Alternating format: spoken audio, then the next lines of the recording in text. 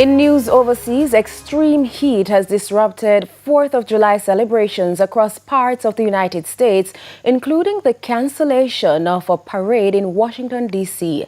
The Great American State Fair in the nation's capital, marking the country's 250th birthday, was also temporarily shut down after multiple people were treated for heat-related illnesses.